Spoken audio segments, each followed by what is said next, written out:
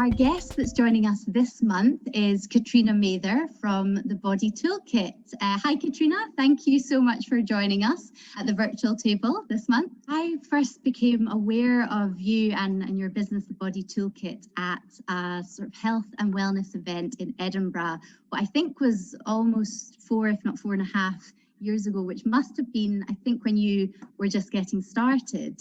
So for those who don't know about the Body Toolkit, can you just tell us a little bit about it and how it all started? I've been running retreats in the Scottish Highlands mainly, apart from this last year, for the last 6.5 years. I've been running these health retreats, which are kind of detox, a week-long detox. People come up and have a bit of rest, relaxation, a lot of juicing and some soups in the evenings, and generally leave the retreat feeling recharged and the better for a week of good rest. This last year, as with everyone, it's turned everything upside down, but actually in a strange way, it's nudged me into running my retreats virtually, which was a massive experiment last year, just as a sort of reaction to what's going on. And amazingly, there's been a lovely reception to that. So I've been guiding people to sort of create their own retreat at home, or guiding them through their own detox at home. And I think I've run maybe sort of 11 of these virtual ones now. And so it's actually turned out to be a lovely silver lining, because I think moving forward, I will continue having the virtual offering along with the residential retreats. But that's really what I do. And on the side, I do a bit of workshops or seminars or talks talking about really simple ways to be well and be the best sort of version of ourselves, essentially. And was the online version of things, was that something on your radar, or had you sort of not even thought about dipping your toe into that pool? Do you know, it absolutely was on my radar, because I was very aware of the fact that in order to come to the residential retreat, you need a week out of your time. You need quite a lot of it's a big investment to come away for a retreat. And I was very conscious of the fact I was, missing, unable to help people with young families or lower income. And so 3 years ago now, I'd had the idea of doing a virtual kind of guided at-home detox, where I would coach people through the process and share my little workshops. And then, time just vanishes, as you know. Life just sort of happens. Life happens, and then there was a little voice in my head saying, well, maybe it won't be that popular and so on. And then what happened last year forced me into, well, if I'm going to try it, this is the time to try it. And amazingly, the reception's been really positive, and weirdly it's been almost more profound in a way. Okay, I can't take anything away from going away for a week and detoxing and being looked after, but actually guiding people through it at home, what I've noticed is from day one, they themselves are having to build in these new healthy habits in their own home environment, with their own home and distractions and stresses and family members and all of that challenging stuff. So in a way, actually, it's been really quite profound, and it's been really valuable. So there you go, a nice little COVID innovation this year. It is so great to hear of these positive stories that that have come from what has been such a strange and often for people with their own businesses very, very stressful time. And Katrina, you came about setting up the Body Toolkit because of some of your own health and wellness journey. Do you mind telling us just a bit about how you got into it? Totally, yeah. My interest in health and nutrition was purely selfish to start out with. My mum was very interested in nutrition, but as a teenager, I was plagued with all sorts of health conditions and just health stuff. Bad skin, low mood, back pain, menstrual problems, low energy. Quite a lengthy list going on of just this stuff. And because of my mum's interest, I was kind of vaguely interested, and I was reading a bit and dabbling in things. And then but never really getting anywhere. And then in my 20s, I developed anxiety, and actually that anxiety, it manifested in the form of a stammer. So all of a sudden I couldn't pick up a phone, I was struggling to have conversations with people outside my family, and you know, my whole world felt like it was kind of imploding in on me. So a really unpleasant time, but in a way it was a bit of a gift, because up until that point I'd been able to put more makeup on the bad skin, pop a painkiller when I had a period, you know, mask everything, but all of a sudden I couldn't hide from this anxiety. And that, you know, I call it a gift now. It wasn't a gift at the time, but it forced me into changing things. It forced me into really looking strong and hard at myself. And long story short, I gave up sugar. Within 10 days, I noticed that my back pain was better. I was less irritable. I felt a bit calmer. The anxiety was better. So then I got out that juicer that I had in the house and kind of dusted it off and started juicing in a bit more of a sort of committed fashion. And within a really short space of time, I felt like a different girl. IBS, digestive issues were going, the mood was lifting, the anxiety was pretty much vanishing. And growing up in Glasgow, where we had the lowest life expectancy in Europe, I just felt so compelled, because, you know, really the changes I'd made were really small, but I'd noticed a dramatic change in how I felt physically and emotionally.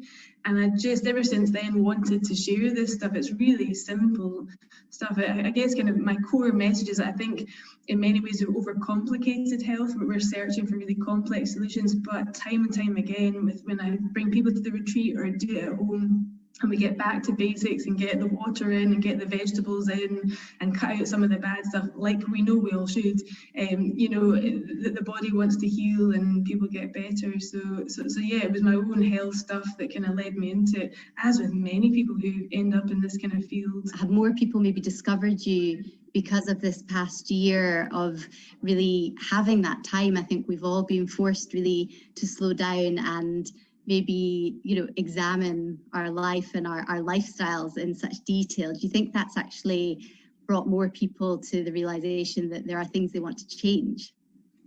Yeah, I think so. I think this year's just been unbelievably difficult. I mean, I don't even need to say that. Anyone watching this interview will know that. And I think we've all dealt with it in different ways. And some people, it's almost like some people have gone down, you know, the health conscious, kind of taking it as an opportunity, and other people have just been firefighting and have just, you know, muddled through, you know, as best they possibly can. And both are equally, you know, understandable. But yes, it's been really interesting. So with this introduction of the virtual option, I've got this almost growing community of people who have decided, I've even got a sort of cohort of folk that have done the virtual retreat 3 or 4 times in the last sort of 12 months since I've started it, which I never imagined would be a thing, but they're using it as a tool for accountability, support, to regularly almost reset and keep on top of things. Otherwise, it could go down that slippery slope of, you know, just with tremendous stress out there, you know, we all reach to food and drink for comfort, you know, it's so natural.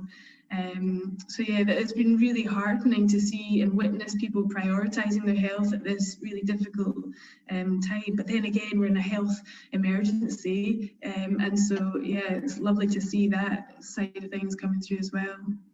No, that's really great to hear.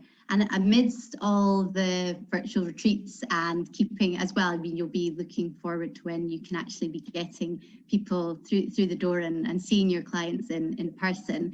Amidst organising all of that, how do you find time to relax? And we're big, well, all 3 of us are very into our books and our podcasts and our films and TV shows.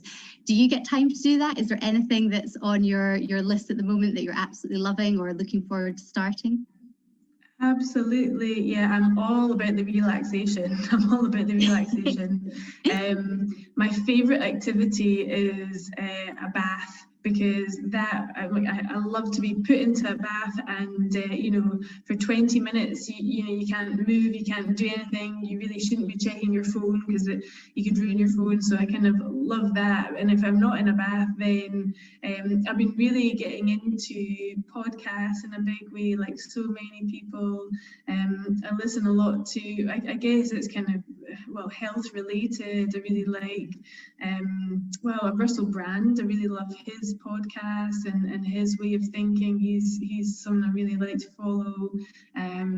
There's Dr. Chatterjee as well. He's got a nice health podcast, and Rich Rowe. But actually, Dr. Chatterjee had a lovely interview with this incredible 92-year-old Dr. Edith Eger, who's a Holocaust survivor, Auschwitz survivor.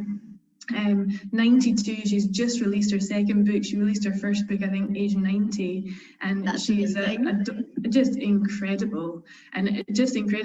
She's a doctor of psychology, and just her kind of take on life and her sort of antidotes for resilience in times of hardship is just so inspiring. And it's earmarked. It's been saved on my phone to listen to fairly regularly as a little check-in, and just some inspiration. So I think her book is called The Gift. I think her first one's called The Choice, the second one's called The Gift, and just a really resilient, positive outlook and life's sort of hard blows that we often get dealt. That's absolutely going on my must listen list. I love when you find that one, whether it's a book or a passage in a book or a podcast that you earmark and you keep going back to. That's almost as enjoyable as listening to something new for the first time.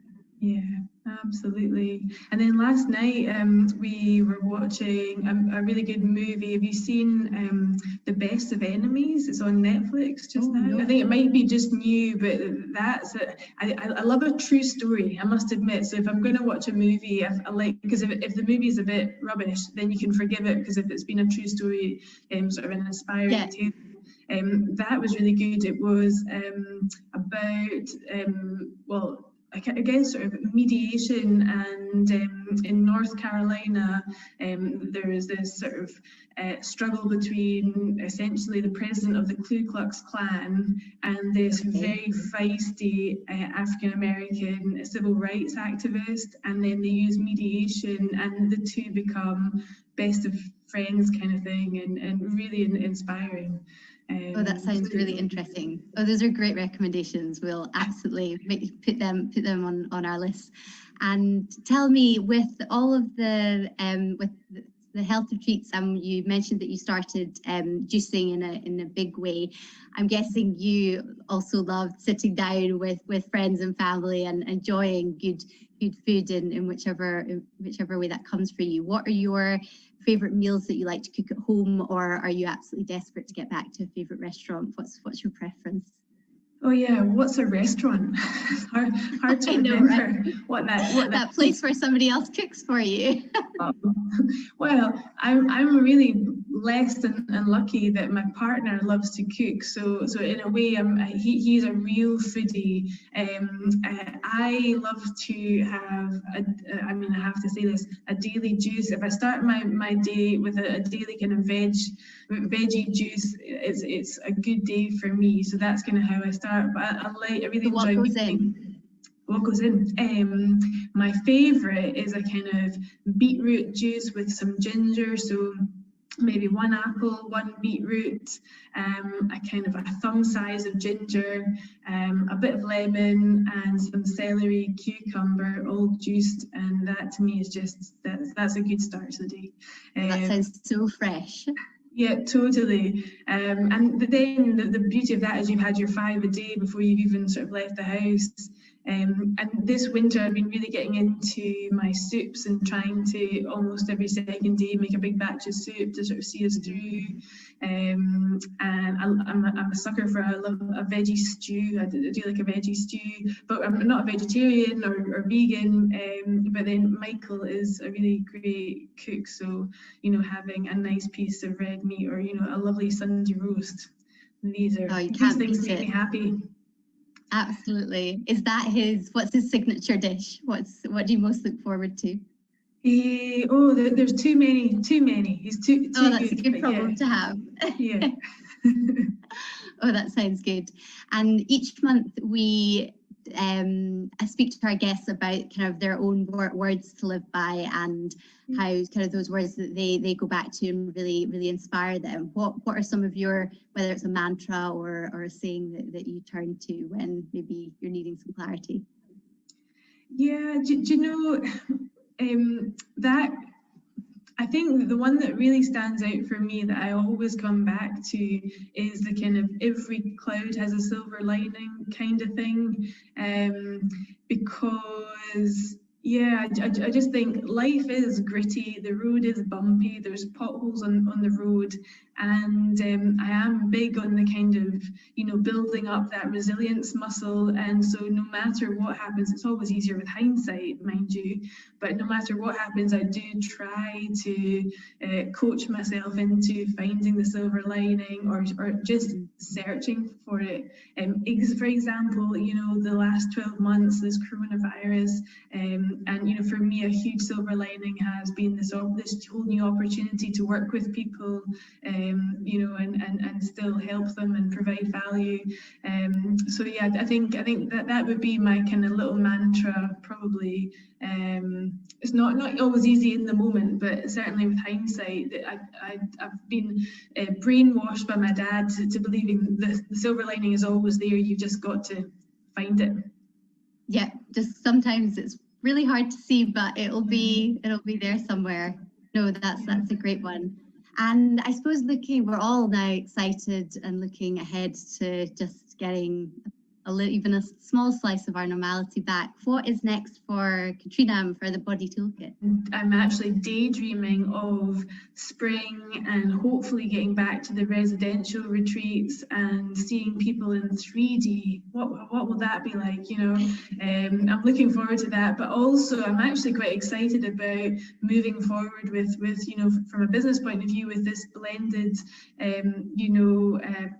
new sort of arm or elbow of my business, and being able to work with people virtually, but also back in the residential retreats. You can't beat being immersed in nature for a week and all the healing benefits that the Scottish Highlands have to offer. So yeah, I'm desperate to get back to that.